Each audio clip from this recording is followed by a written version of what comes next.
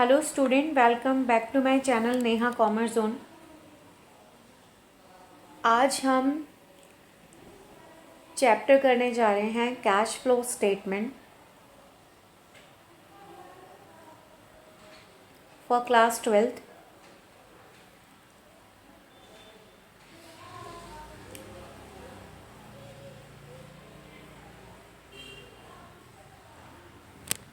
इस चैप्टर में हम कैश फ्लो स्टेटमेंट के मीनिंग, ऑब्जेक्टिव्स, इम्पॉर्टेंस, लिमिटेशंस करेंगे।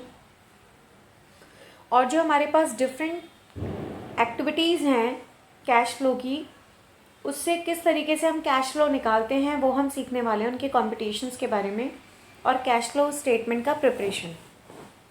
ठीक है, ये सब हम इस चैप्टर में पढ़ने वाले हैं। ये पूरा चैप्टर आपको मेरा वीडियोस में मिलेगा, वीडियो के पार्ट 1, पार्ट 2, पार्ट 3 से, और सीक्वेंस में आप पार्ट को देखते जाएगा। ये मेरी पहला पार्ट होगा। सो let's start it without wasting the time. Cash flow statement accounting standard 3 based है, AS3।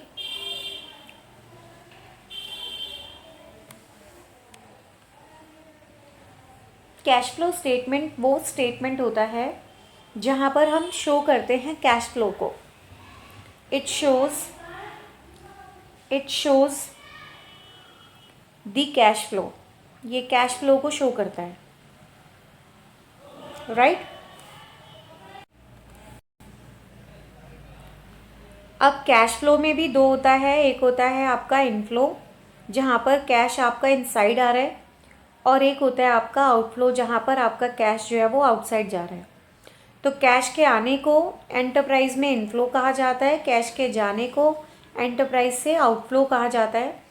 और इनफ्लो और आउटफ्लो को शो करना, उसके लिए जो स्टेटमेंट बनाई जाती है उसे कैश फ्लो स्टेटमेंट कहा जाता है। अकाउंटिंग स्टैंडर्ड 3 है CFS के लिए, जहाँ पर CFS का सारा ट्रीटमेंट इस अकाउंटिंग स्टैंडर्ड के थ्रू बताया गया है। हमारे पास 3 तरह की एक्टिविटीज़ हैं कैश फ्लो में। एक है हमारी ऑपरेटिंग एक्टिविटी, सेकंड हमारी है इन्वेस्टिंग एक्टिविटी, थर्ड हमारी है फाइनेंसिंग एक्टिविटी। अगर पूछा जाए कि जो आप कैश फ्लो करते हो उसके कितनी एक्टिविटीज़ के थ्रू आप करोगे, तो जो हम शो करते हैं कैश फ्लो को, showing cash flow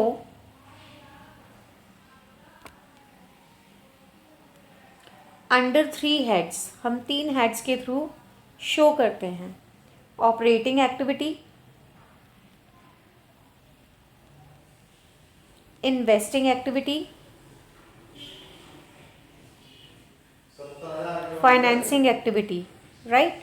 So we have 3 kinds of activities. First is operating activity, second investing activity, and the last is financing activity.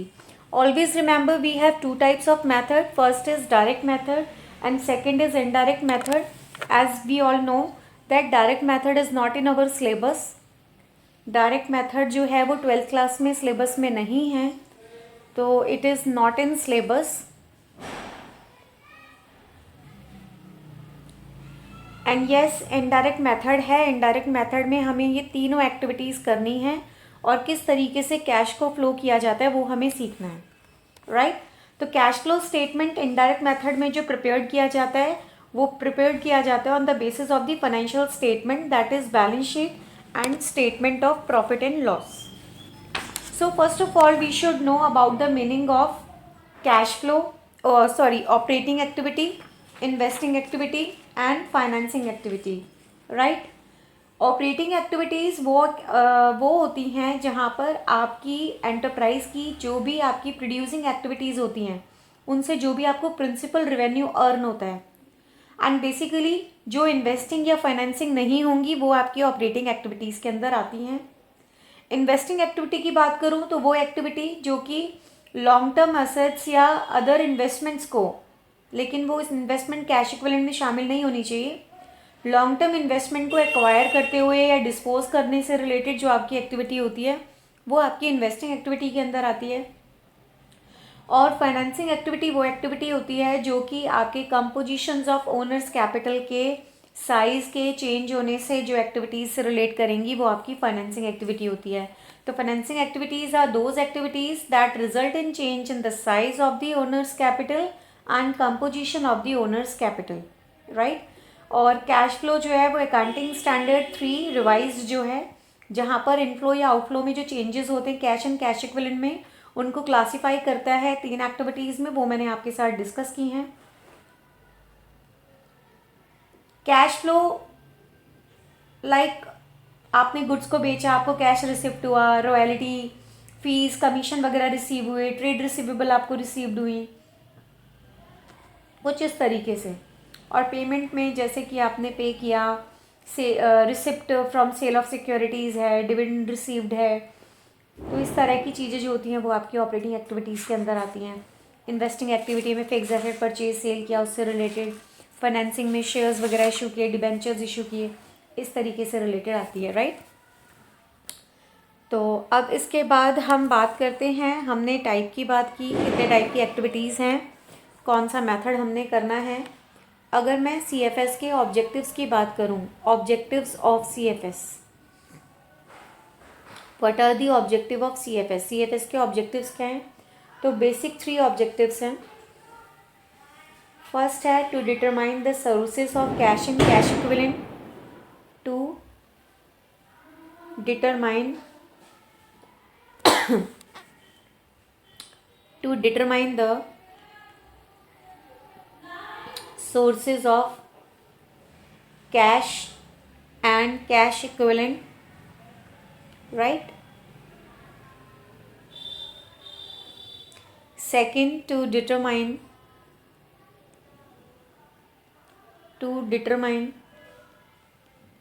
the application of cash and cash equivalent,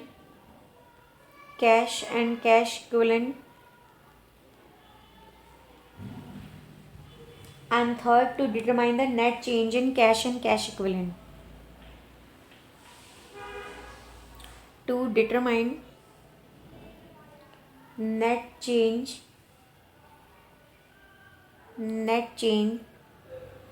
in cash and cash equivalent, right. सो पहले हमें sources देखने हैं कि हमें कहाँ कहाँ से cash receive होता है, चाहे वो ऑपरेटिंग एक्टिविटी के थ्रू हो रहा हो, इन्वेस्टिंग एक्टिविटी के थ्रू हो रहा हो, या फाइनेंसिंग एक्टिविटी के थ्रू हो रहा हो। सेकेंडली, अगर हम एप्लीकेशंस की बात करते हैं, that means payment under operating activity, investing activity और financing activity of the enterprise. इन तीनों एक्टिविटीज़ के अंडर के थ्रू कितना हमें पेमेंट डिटरमाइंड होता है वो हम देखते हैं। और जो भी डिफरेंस होता है आपके सोर्सेज और एप्लीकेशन के बीच में under the operating, investing, financing activity, उसमें हमारा जो भी नेट चेंज आता है कैश या कैश इक्विवेलेंट में, वो ऑब्जेक्टिव होता है हमारा CFS का, right. After that now we are moving to the importance of CFS. What are the importance of CFS? Importance of CFS, that is cash flow statement के importance. सबसे पहले ascertain cash, it facilitate to ascertain cash. तो पहला point हमारा क्या हो गया? Ascertaining cash flows.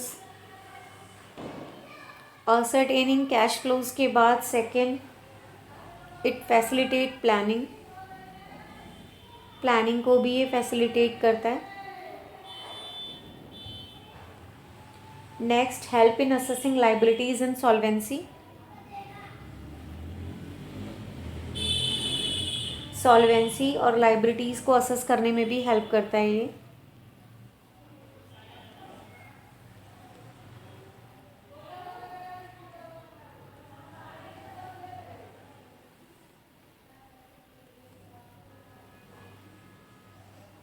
Next, efficient cash management. Cash को एफिशिएंटली किस तरीके से मैनेज करना है ये भी होता है इसमें।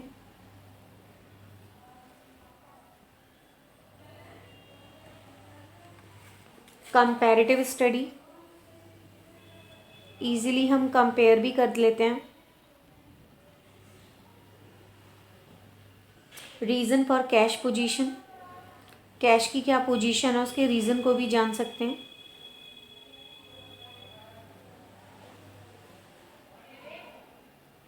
राइट, पहले पॉइंट में कैश फ्लो स्टेटमेंट शो करता है इनफ्लो और outflow cash and cash equivalent का, जो कि हेल्प करता है कैश फ्लो को डिटरमाइन करने में तीनों ही एक्टिविटीज़ के अंदर।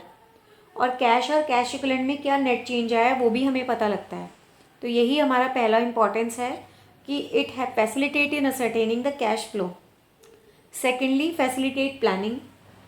Cash flow statement information provide करता है about the sources and application. That means कि कहाँ से हमें रिसीव हो रहा है, कहाँ से पेमेंट हो रही है फॉर अ स्पेसिफिक पीरियड, जिसकी वजह से प्लानिंग इन्वेस्टमेंट में और फाइनेंशियल रिक्वायरमेंट को असेस करने में काफ़ी मदद मिलती है। Third, helps in assessing liabilities and solvency. Solvency मतलब वो एबिलिटी एंटरप्राइज की जो कि टाइमली अपनी लाइबिलिटीज़ को मीट करती है, और कैश फ्लो स्टेटमेंट हेल्प करती है किसी भी एंटरप्राइज की लिक्विडिटी को असेस करने के लिए।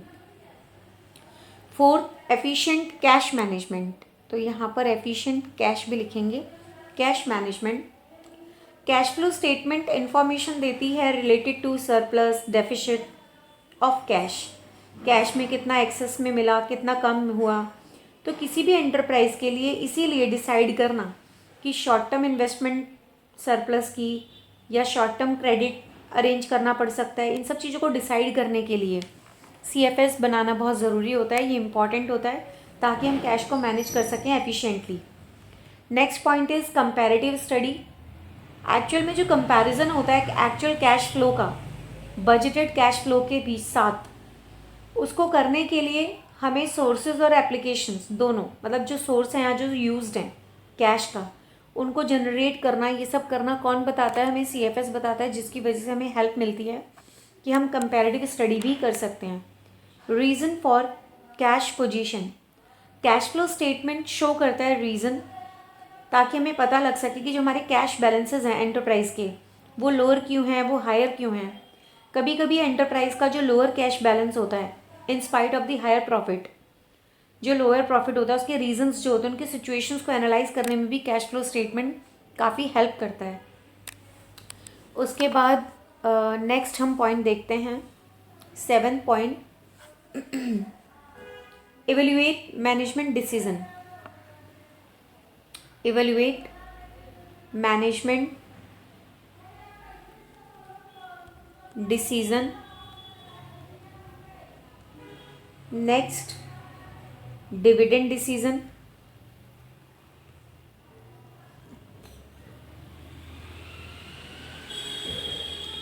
And next, facilitate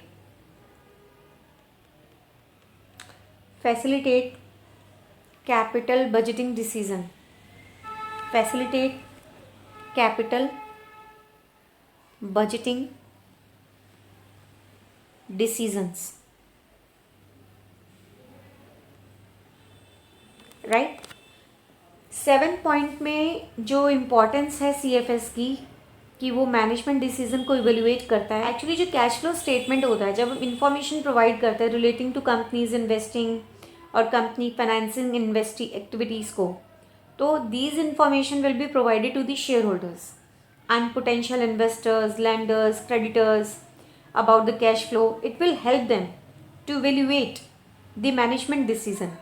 So that is why it also helps in dividend decision making also. Okay, now dividend decision को और elaborate अगर करूँ तो dividend payable is deposited in a separate bank account. It depend upon the declaration कि कितना आप declare कर रहे हो. Cash flow statement will help to decide how much dividend should be paid. And the last not the least, facilitate capital budgeting decision. It helps, ये help करता है capital budgeting decision में भी। कैसे? नेट कैश फ्लो जो भी होता है आपका इन्वेस्टिंग एक्टिविटी से, उसकी इंफॉर्मेशन को प्रोवाइड करता है, जिसकी वजह से कैपिटल बजटिंग डिसीजन जो है वो लेने में आसानी होती है। तो ये हमारे सारे पॉइंट्स थे, ऑलमोस्ट 9 पॉइंट्स जो कि रिलेटेड थे हमारे importance of cash flow statement. Now next is limitation of cash flow statement. Limitation of cash flow statement. Here we have almost 6 points of limitation. First, non-cash transaction are not to be shown. Correct है, क्योंकि जो cash flow statement होती है वो सिर्फ cash के inflow cash के outflow को बताती है. It does not show non cash transaction.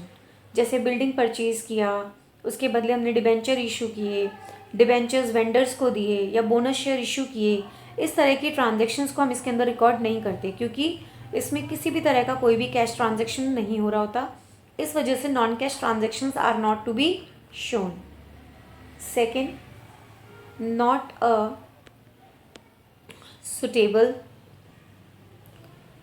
a suitable foreign income statement. Not a suitable for a income statement. Income statement show करती है नेट इनकम एंटरप्राइज की, जो कि बेस्ड होती है एक्रूअल बेसिस ऑफ अकाउंटिंग पर, जहाँ पर कैश फ्लो स्टेटमेंट केवल कैश फ्लो को शो करता है, आउटफ्लो को शो करता है, कभी भी वो रिप्रेजेंट नहीं करता है एक्चुअल में नेट प्रॉफिट अर्न कितना हुआ है एंटरप्राइज के द्वारा या कितना लॉस इनकर्ड हुआ है. इसीलिए ये एक प्रॉपर इट्स अ सब्स्टिट्यूट. ये सब्स्टिट्यूट नहीं है. It is not a substitute for an income statement. Next, it is not a substitute for balance sheet. Not a substitute of balance sheet. That means it is not a substitute for balance sheet, यानी कि position statement का ये substitute नहीं होता, क्योंकि ये financial position show नहीं करता. That is equity, liabilities and assets. Next, it is historical in nature. It is historical in nature. अगर मैं रीअरेंज करूँ इंफॉर्मेशन को इनकम स्टेटमेंट में, that is statement of profit and loss और balance sheet, तो ये हिस्टोरिकल इन नेचर होता है. Next, assessment of liquidity. Assessment of liquidity means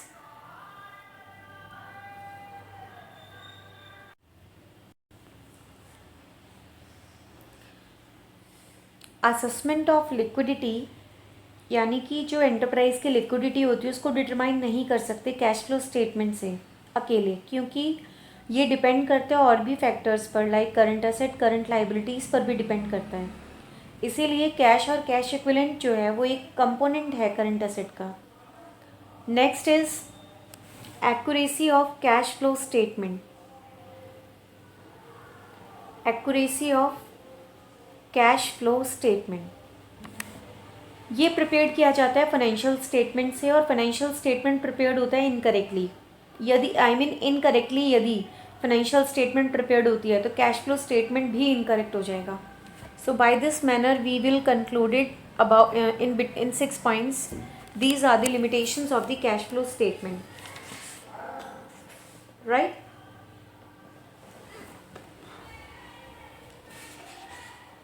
So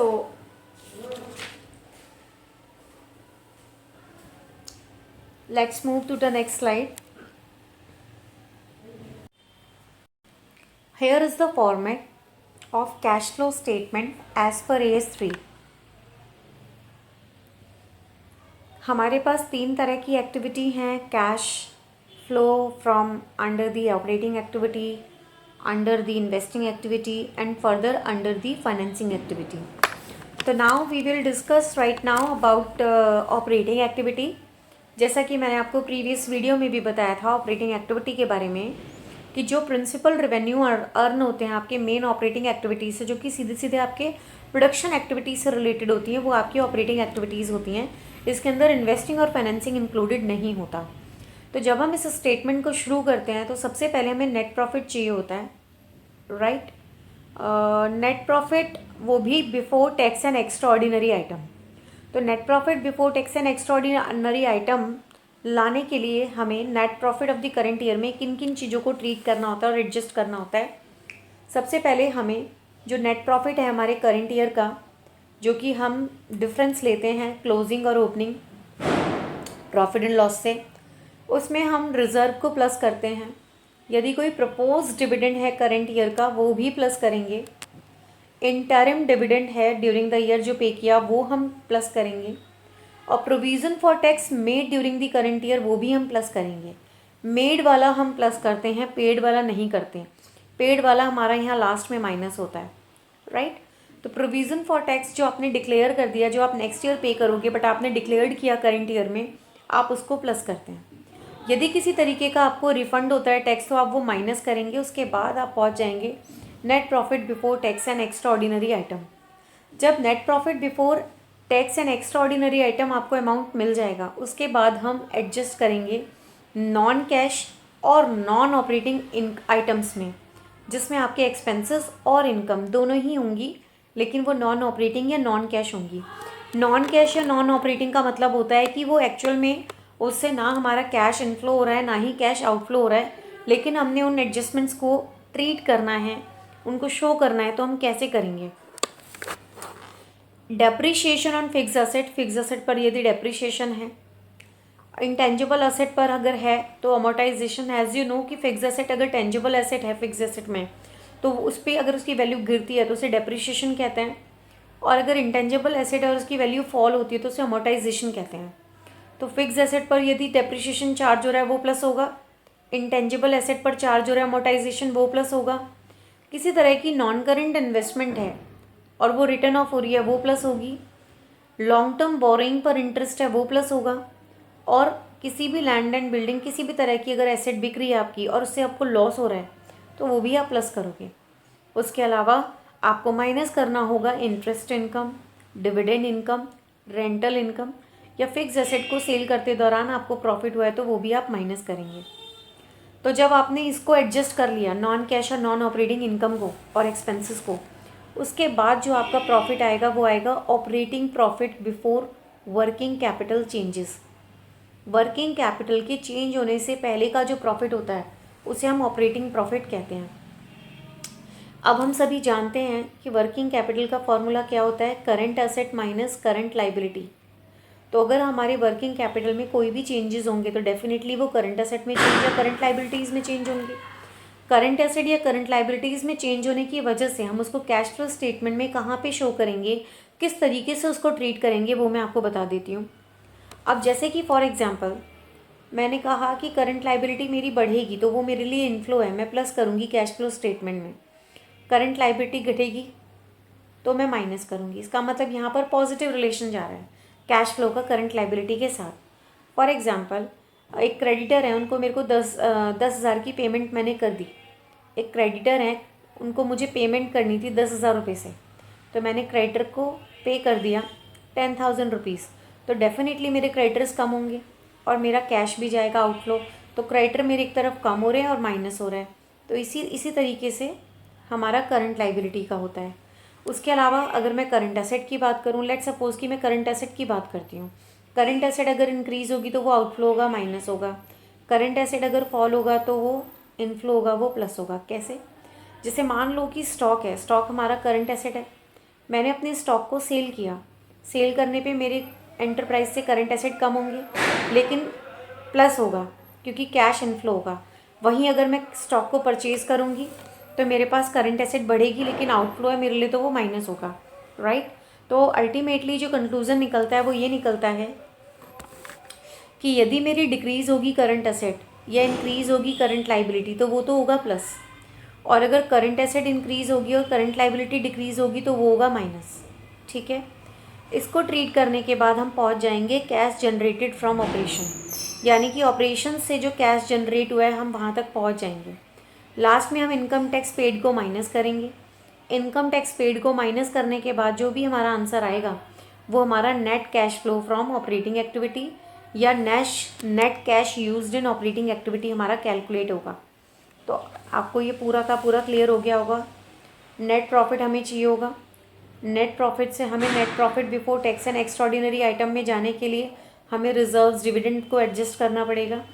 फिर एडजस्टमेंट करनी पड़ेगी नॉन कैश और नॉन ऑपरेटिंग आइटम्स में। जितने भी हमारे नॉन कैश एक्सपेंसेस होंगे वो प्लस होंगे, नॉन कैश इनकम होगी वो माइनस होगी। फिर हम पहुँचेंगे ऑपरेटिंग प्रॉफिट पर, जो कि बिफोर वर्किंग कैपिटल चेंजेस होगा। फिर उसमें हमारी यदि करंट एसेट घटेगी, करंट लाइबिलिटी बढ़ेगी तो प्लस, करंट एसेट बढ़ेगी और करंट लाइबिलिटी कम होगी तो माइनस। इससे हम पहुँचेंगे ऑपरेशंस के कैश जनरेशन पर। फिर हम माइनस करेंगे इनकम टैक्स पेड, तो हम पहुँच जाएंगे ऑपरेटिंग एक्टिविटी पर। ऑपरेटिंग एक्टिविटी का जो कैश फ्लो है, यदि वो नेगेटिव आता है तो net cash used in operating activity होगा, और अगर प्लस में आता है तो net cash from operating activity होगा। फिर ऑपरेटिंग एक्टिविटी के बाद थोड़ा सा हम आगे फर्दर देख लेते हैं इन्वेस्टिंग और फाइनेंसिंग भी। कि इन्वेस्टिंग में मैंने आपको जैसे बताया था कि हमारी जो फिक्स एसेट्स होती हैं, हम उनको परचेज़ या सेल करते हैं, वो चीज़ हमारी इन्वेस्टिंग एक्टिविटी के अंदर आती है। हमने इंटेंजिबल फिक्स एसेट को बेचा, कैश बढ़ा, प्लस होगा। इंटेंजिबल फिक्स एसेट को बेचा, पैसा आया, प्लस होगा। नॉन करंट इन्वेस्टमेंट को बेचा, पैसा आया, प्लस होगा। उसके अलावा interest, dividend, rental income received, ये भी प्लस होगा, इनफ्लो है। पेमेंट, अगर हमने फिक्स एसेट टेंजिबल परचेज़ की, इंटेंजिबल फिक्स एसेट परचेज़ की, नॉन करंट इन्वेस्टमेंट परचेज़ की, तो ये तीनों चीज़ें हमारी माइनस होंगी।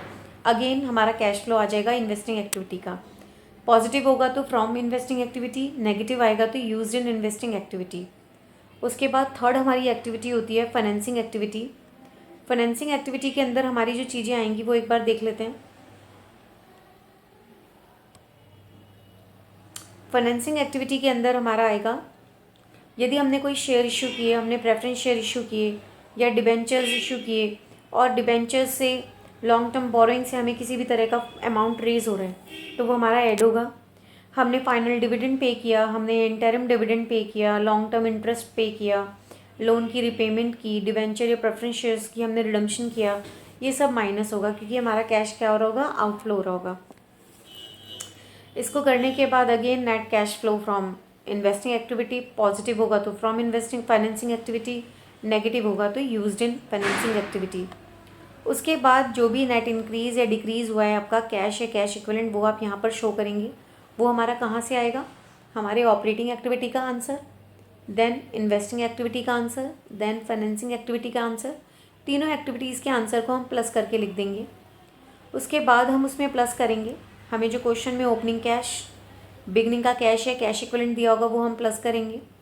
तीनों एक्टिविटीज़ के टोटल को जब हम ओपनिंग कैश या कैश इक्विवेलेंट के साथ प्लस करते हैं तो हमारा जो आएगा एंड में बचा हुआ कैश या कैश इक्विवेलेंट, वो हम मैच कर लेंगे क्वेश्चन में जो हमें क्लोजिंग कैश गिवन है।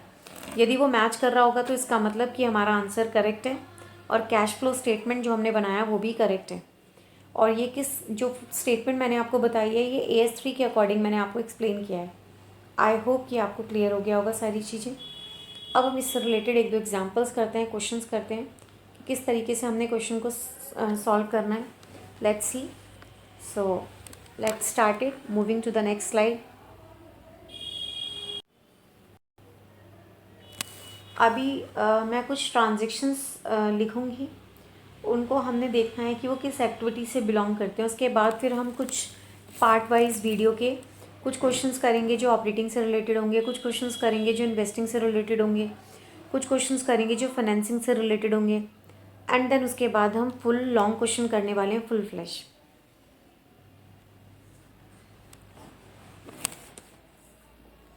So let's start it without wasting the time. Here we are going to start examples to identify कि वो किस एक्टिविटीज़ के अंडर आ रहे हैं, right. Cash cell, cash cell हमारा ऑपरेटिंग एक्टिविटी के अंदर आएगा। Next is cash purchase, cash purchase भी हमारा ऑपरेटिंग एक्टिविटी के अंदर आएगा।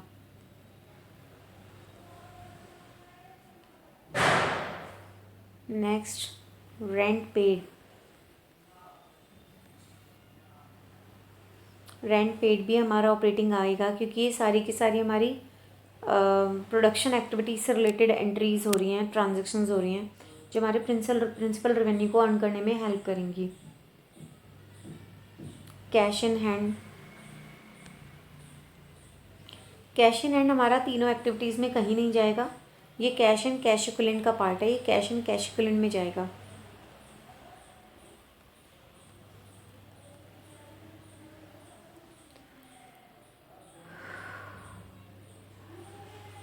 Next income tax paid,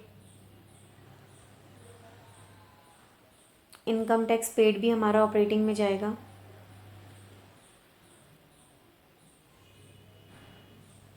then next office expenses, ये भी मेन एक्टिविटी है तो ऑपरेटिंग में जाएगा।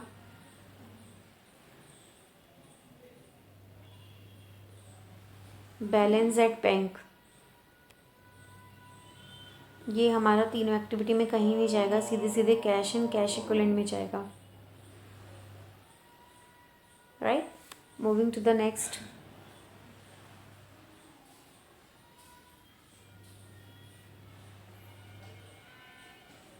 Cell of machine, sale of machine by a dealer of machineries,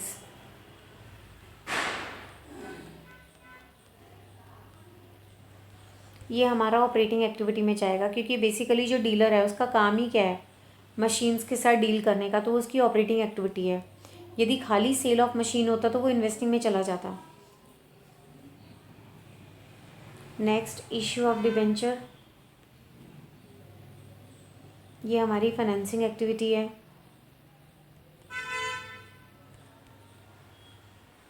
next dividend paid,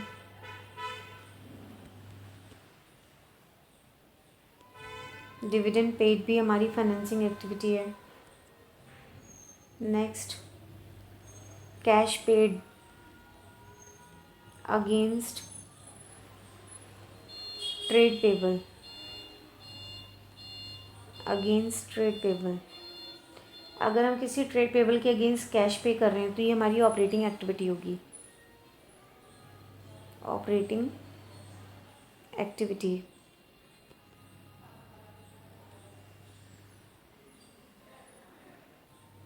purchase of machine,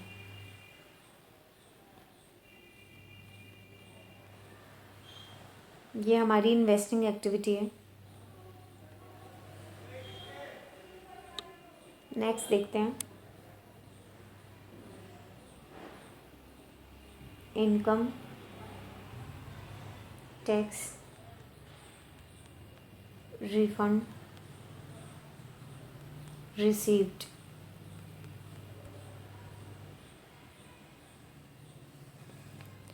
ये हमारी ऑपरेटिंग एक्टिविटी है।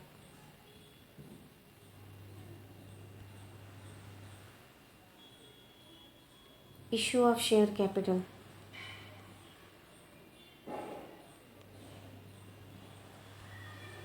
ये हमारी फाइनेंसिंग एक्टिविटी है।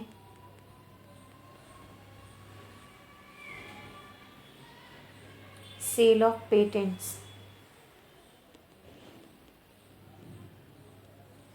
ये हमारी इन्वेस्टिंग एक्टिविटी है।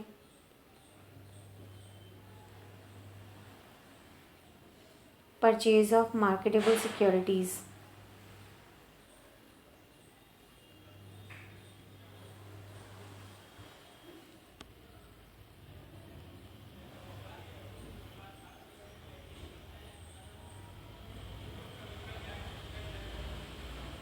ये हमारा कैश एंड कैश इक्विवेलेंट में जाएगा।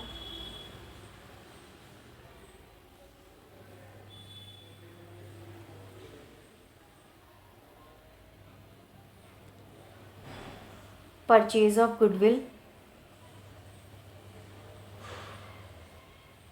ये हमारा इन्वेस्टिंग में जाएगा।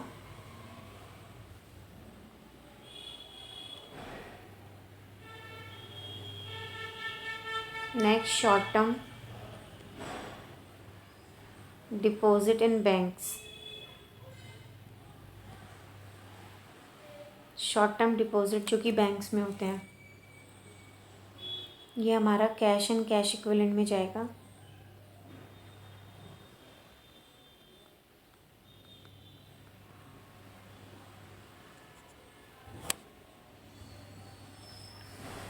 नेक्स्ट हमारा है purchase of securities, purchase of securities जो कि नॉन मार्केटेबल है, right, non marketable. This is shown under the investing activity. Now next point is cash received from debtors. अगर हमें कैश रिसीव्ड हो रहे हैं डेटर्स से तो cash receive from debtors, here is the last point which is related to the operating activity. So we have been discussed almost 20 examples where we can easily identify between operating activity, investing activities, financing activities, and cash equivalent, right? So now moving to the questions where we will discuss about the operating activity, how to solve that. So here is an example of that. Moving to the next slide. The example is, here is an extract balance sheet. एक extract balance sheet दी हुई है and in equities and liabilities. Here two figures are given. In equities and liabilities, the figures are surplus of the previous year and current year. Current year में है surplus आपका 8 lakh and previous year में जो आपका surplus है that is 5 lakh, right. And dividend payable is given along with the surplus. Dividend payable is 30,000 for current year and no amount in previous year. Now in adjustment some information is given. Adjustments are dividend proposed for the year, dividend proposed for the years ended previous year and current year were rupees 3 lakh and rupees 3,50,000 respectively.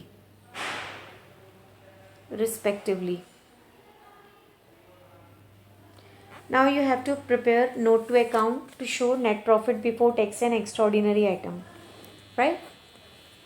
So how we solved it, let's see. Now calculation of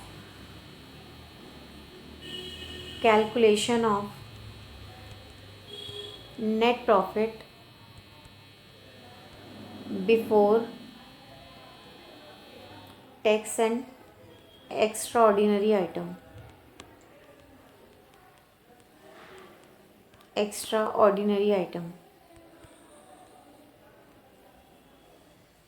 So surplus, the amount between closing and beginning is, closing is 8 lakh, that is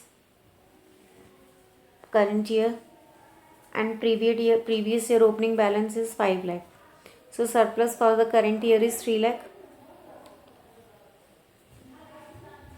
Now add dividend payable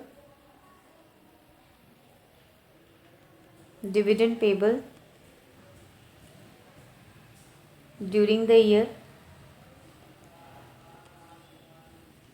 that is 3 lakh. We always take previous year because current year का हम next year पे करेंगे, जो last year का था वो हम पे करते हैं क्योंकि लास्ट ईयर का जो डिक्लेयर डिविडेंड था वो इस साल पे होगा और इस साल का नेक्स्ट ईयर, तो इस साल का हम कंसिडर नहीं करते, प्रीवियस वाला हम लेंगे, वो भी हम ऐड बैक करेंगे. सो जो 6 लाख जो हमारा अमाउंट आएगा, 6 lakh is the net profit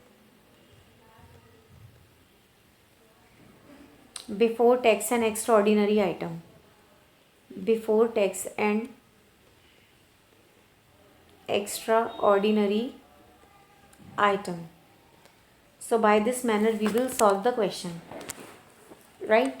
I hope it will be beneficial and easily understandable to you. Now we will do the another example.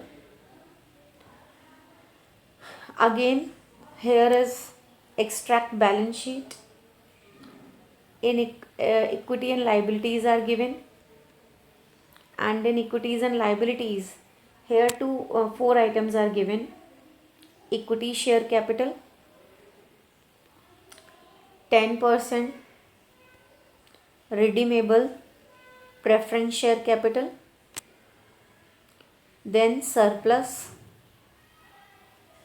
and next dividend payable. Dividend payable, right?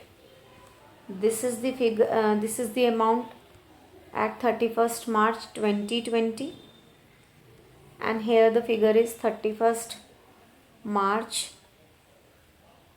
2019, right? Rupees में है ये. Equity share capital में 5 lakh amount is given. Again 5 lakh amount is given.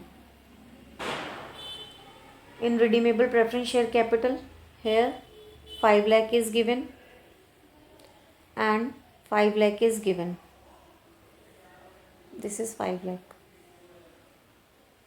Surplus, here 4,50,000 amount is given and here 2,50,000 amount is given. And dividend payable 20,000, here blank. In additional information, 2 adjustment points are given. First, propose, this is the adjustments. These are the adjustment which is given. Proposed dividend on equity shares for the year ended 31st March 1920 were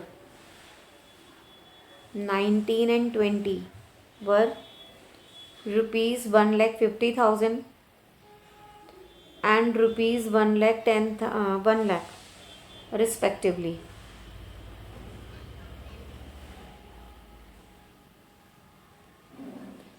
Second point is an interim dividend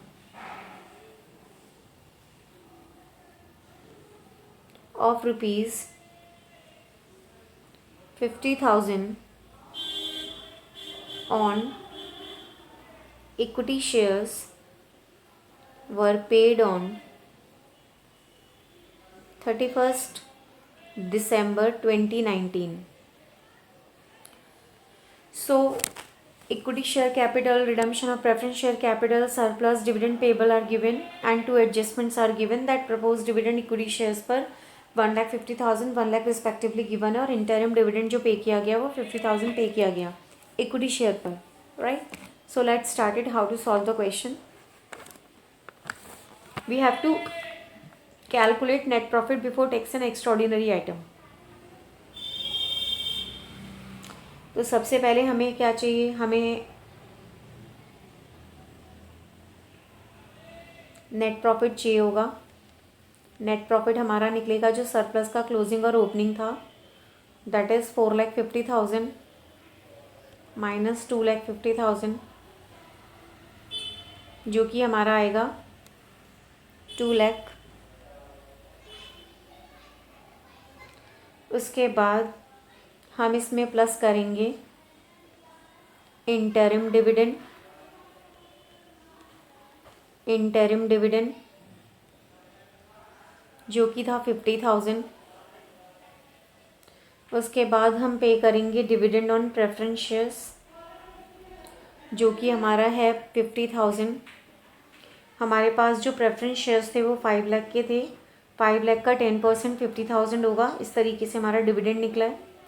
फिर हम लेंगे dividend payable जो कि dividend pay किया गया था during the year, वो हम लेंगे प्रीवियस ईयर का, दैट इज़ 1,50,000 जिसको यहाँ पे किया होगा करंट में.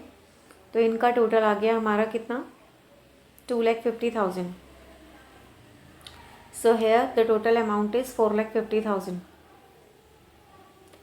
This is the net profit. Before tax and extraordinary item, before tax and extraordinary item. इसमें एक बात जो ध्यान देने वाली है कि प्रेफरेंस शेयर्स पर डिविडेंड हम पे करेंगे पहले, इक्विटी शेयर पर डिविडेंड पे करने के बाद, मतलब करेंगे, हमें क्वेश्चन में गिवन है कि इक्विटी शेयर डिविडेंड पे किया गया है, तो डिविडेंड जो है प्रेफरेंस शेयर्स पर उसको पे करेंगे पहले, बाद में इक्विटी शेयर्स को। और डिविडेंड पे होगा क्योंकि जब इक्विटी शेयर पर पे हो रहा है तो प्रेफरेंस शेयर्स पर तो होगा ही होगा, इसीलिए नेट प्रॉफिट कैलकुलेट करते समय हमने इसको ऐड बैक किया है।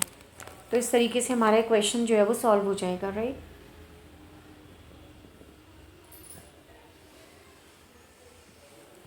आई होप आपको ये क्वेश्चन समझ में आ गया होगा। और मेरी आगे आने वाली वीडियोस जो हैं वो भी इससे आगे के पार्ट की होंगी, जहाँ पर मैं आपको कुछ क्वेश्चंस ऑपरेटिंग एक्टिविटी के चेंज इन वर्किंग कैपिटल से रिलेटेड कराऊंगी, कुछ नॉन कैश एक्सपेंसेस वाले कराऊंगी, नॉन कैश इनकम के एडजस्टमेंट के, कुछ इस तरह से रिजर्व्स वाले, और फिर कुछ ऑपरेटिंग एक्टिविटीज़ से रिलेटेड, कुछ इन्वेस्टिंग एक्टिविटीज़ से रिलेटेड, कुछ फाइनेंसिंग एक्टिविटीज़ से related, and then after full fledged question. So I hope आपको ये वीडियो पसंद आई होगी। अगर मेरी वीडियो पसंद आई हो तो इसे लाइक करें, शेयर करें, सब्सक्राइब करें, बेल आइकन को प्रेस करें ताकि मेरी आगे आने वाली वीडियोस आप तक को मिलती रहें।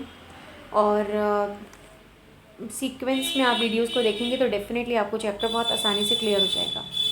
थैंक यू बेटा, थैंक यू सो मच।